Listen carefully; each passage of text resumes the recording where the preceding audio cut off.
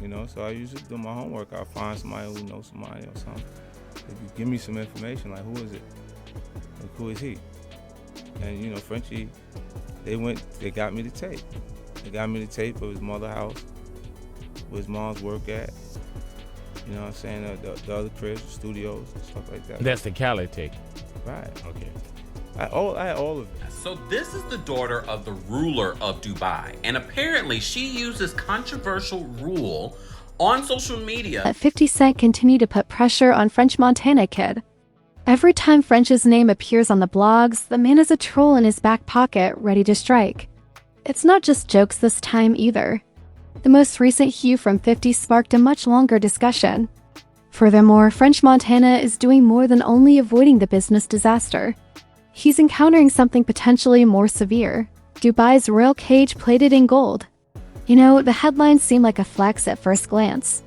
French Montana got engaged to Dubai, a princess worth $18 billion. A casual observer could believe that French has become the dominant force in the globe after rising from Kokoi. However, if you gaze past the glitter, the image becomes less clear. According to reports, French's escape strategy is more about survival than love. According to reports, the government is still gathering evidence against anyone who was too close to those bad boy freak-offs. And Diddy is still the subject of a federal investigation. They claim that French required a backup plan. Additionally, Dubai resembled paradise quite a bit. Here's the gag though. Even in paradise, there are shadows. Anyone familiar with Dubai's underworld knows that the money is limitless. The towers are sparkling and the automobiles are encrusted with diamonds. However, some of these royals have been accused for years of having such ravenous appetites that they make Disney Channel reruns appear to be Hollywood scandals. Western celebrities have been flown off for actions too dirty to report, and princes have been known to pick up attractive youths. They weren't there yesterday. As a result, when people see French, a man known for chasing bags, going out too much, and kissing up to powerful men in order to get a shot, they fall in love with a princess and a $7 billion safety net. There is a bit too much convenience in math, not because others don't believe he can love her. They think that a stronger motivation might have been survival. 50 Cent's shade really starts to shine at this moment. His assertion that French got bought goes beyond the engagement diamond. Whether the French exchanged one master for another is the question. After escaping Diddy's disaster, he might still have to play the same game, being subservient to wealthy, powerful men who held him to a low standard of accountability. Irony hurts. Dubai was viewed as an escape route by the French. He might have gone straight from the bad boys' fire into the Dubai burner though, if the tales of those princes are even somewhat accurate. Furthermore, unlike the feds who eventually move on or strike deals, Dubai's royalty plays for keeps. This gives the $7 billion escape plan the appearance of a gilded trap rather than a way to save French lives. Perhaps the man bought himself some time, but at what price? Comes out, like we said, and now you have real deals on the table. And out of all those, you go with Diddy. That's not how it really went. Was it Diddy? Was it Bad Boy MMG? Yeah, I went to go see Ross. And Ross was like, I got an opportunity for you. I don't have the money for you, but I got the opportunity. I guess because the same thing Meek did, the same thing Wale did. I guess whatever the way the situation, his label was, he wasn't trying to give me the money I wanted. And I wanted like a whole bunch of money. But he was like, look, let's do it like this. Let's call Puff. And let's get him to give you the bag. You can still be MMG / you know what I'm saying? Bad Boy, Coke Boys, yep. Right. How much money did you get? $2 million. Let's go back in time since it's difficult to appreciate. French's escape to Dubai without first understanding how he got engaged with the bad boys. French Montana didn't simply quit and leave Pop in order to obtain that arrangement. You see, no sis. The tea around that signature always smelled strange. In addition, because of everything that has come to light over the last 2 years, people are becoming more interested in Diddy's history. This is the thing that people overlook. French was no undiscovered mixtape musician when he was looking for a deal. He had choices. Rock Nation went around in circles. Rick Ross and MMG were intrigued by him. Even Kanye's Camp flirted. He pulled up a chair at Diddy's table though. Out of all those, Why would a man who has several offers choose a label that has a reputation for dubious business practices, terrible contracts, and extracurricular activities that are purportedly unrelated? To music? Child Bad Boy wasn't only a nickname, it was a way of life. And the lifestyle for some artists was the money. According to The Whisper, Diddy offered French more than a check. He invited him to the women, the freak-offs, the parties, and the places where good deeds will be rewarded. Since then, fans have been making fun of it.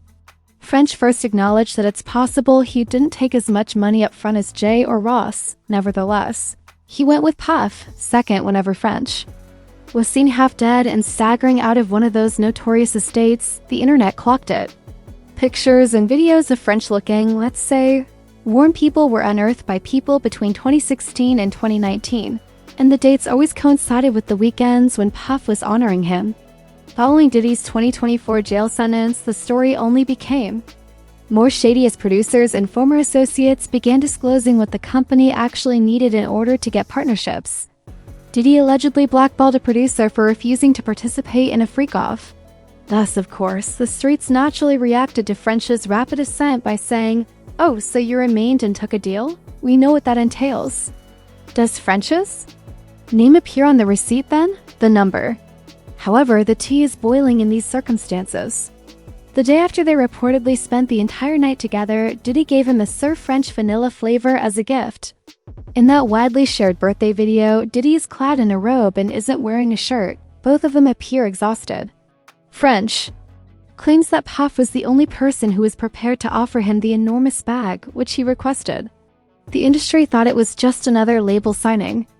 From the street, it appeared like the man was prepared to sacrifice something personal in order to further his job. People in Dubai believe he's playing the same game for the same reason. People presume you'll do it again, but with a different master and a bigger bag once you've demonstrated that you'll sacrifice your honor for a chance. Hi guys. When things become complicated. French Montana appears at Paris Fashion Week in the middle of 2024, purportedly flaunting a fiancé in new clothes. Shikamara is not your normal fiancé typed. She's a princess with connections to one of the governing houses of Dubai. That's not your typical Bronx romance, baby. It's a move in chess. You see, about the same time, the FBI was building up their mountain of evidence against Diddy. All of Diddy's close associates, the freak-off tapes, the money laundering angles, and the trafficking rumors were suddenly poisonous. They were subpoenaing or examining artists, producers, assistants, and even casual associates. He was more than just a buddy, French. For years, he was essentially Diddy's shadow. The birthday festivities, the champagne recommendations, the ongoing cosigns. Prosecutors had to bring up French if they wanted to present a strong case. What does he do then? He doesn't only go abroad. He identifies with one of the Middle East's wealthiest families. The Shaker family is reportedly valued at over $18 billion. It's been money for generations. Income from oil. When you bring up a $7 billion windfall, the money doesn't blink. Additionally, you receive more than simply money when you marry into it. You're secure. A new passport is issued to you. People don't like others getting involved in their personal affairs where you reside. According to the streets, French is in survival mode rather than in love. They highlight how swiftly the engagement occurred and how well it matched the level of intensity. Compared to New York or Los Angeles, French people in the US have been spending more time in Dubai. It appears to be a fast-paced romance to his admirers. To his detractors, it appears to be a means of escape encased in wedding vows and Cartier. Remember the aesthetics, too. French looks cleaner, fresher, and nearly reborn each time he shows his princess a photo of himself. However, the comments remain random. You exchange Diddy for Dubai boy. The more serious, maybe. Now that the gag is in place, I hope those sheikhs don't treat you the same way Puff did. The French believe that by escaping to Dubai, he acquired a reputation. You don't. Always escape a conflagration, though. As anyone familiar with the history of power struggles among Middle Eastern monarchs is aware, you simply enter a larger, more attractive one. Can I tell you what I actually learned? A friend of mine is an air hostess, and her friend was on a flight with her, and her friend was eating like a very specific diet. So apparently the thing is, it's actually a control thing. I don't know if I can speak about sheikhs. No, speak. So these guys actually pay these women to hold a strict diet for like 2 weeks so that they can know that they are in complete control of what that woman is putting into her body, and the girl is shit on them. Wow. So it's the girls aren't even getting on. The girls are on these guys, because then the guys feel like it's sick, like it's a control thing. So then they know, like, oh, you listened to me for 2 weeks. Yeah, so that's probably their kink, that girls actually listen to them. No 2-minute notice. Most likely, French people don't want to hear. Running away from Uncle Sam to the United Arab Emirates doesn't always lead to freedom. It can just indicate that you entered into a different type of agreement. You see, Dubai is known for its skyscrapers, Lamborghinis, and yachts that have tigers as pets. However, the rumors have been nasty for years. After flying in with wide eyes, chasing that tax-free splendor, influencers retreat, claiming they were treated like props at palace gatherings. All sexes. According to certain royals, foreigners are not human. They think of them as toys. You join that world broke compared to their billions, and you don't set the rules. They do. Now compare the $18 billion that Sheikh Amara's family has accumulated to French Montana. He's not wealthy. He's ornamental. Moreover, he has absolutely no political power. Sheikh Amara's father is among the greatest autocrats of our time. Simply put, French is well-known, foreign, and gorgeous enough to add sparkle, but if people think of him as merely an accessory, he lacks the strength to resist. Rather than escaping Diddy to private homes in Dubai, online people have already observed that the move seems to be more about upgrading to new handlers with greater castles. In addition, international criticism of the French family he lately allied himself with is nothing new. Remember Sheikh Amara's divorce from 2024? It went viral on Instagram. Her 3-word declaration, "I divorce you," shocked the world by ending her marriage. A first for royal circles in terms of public disobedience. Although it's admirable, it also demonstrates how tumultuous royal family life can be. Incorporate her family, Princess Latifah's failed escape attempt, and the alleged abduction of Princess Shamsa.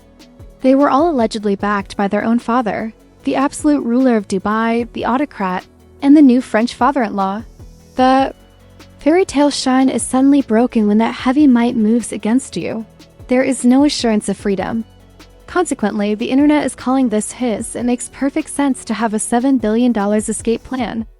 Obtain residency, wed into a ridiculously wealthy family, and, should the federal government pursue you, hide behind a royal shield. On paper, genius. Darling, socially, it's déjà vu. For years, people would clown French for things like Cyrock, awards, birthday serenades, shirtless dinners, and Diddy's boy toy. Rumor has it that he exchanged a single sugar daddy for a whole family of potential sucrose habibis. It hurts to be ironic. We were sold by hip-hop. French as the underdog hustler, Bronx hustle, Moroccan grit, and Coke boy pride. On the other hand, the Dubai royal family doesn't perform like Bad Boy Records. You don't outshine or embarrass them, nor do you outlast your usefulness. If the stories are to be believed, French did not elude a velvet leash. He simply traded it in for a gilded cage. In the United States, he left boiling water behind. Even if he is seated right on the burner in Dubai, Table, and I'm sure there were some other ones also. Yeah. I came to Steve Rifkin when I had Chopper Down. Mm-hmm. I walked in the office, it was him and Gabi. Yep. And Gabi was manager. I was like, yo, Steve, give me $200,000. Let me go make music. You know what I'm saying? Just let me. Steve was like, nah, I'll give it to you. I'll give it to you.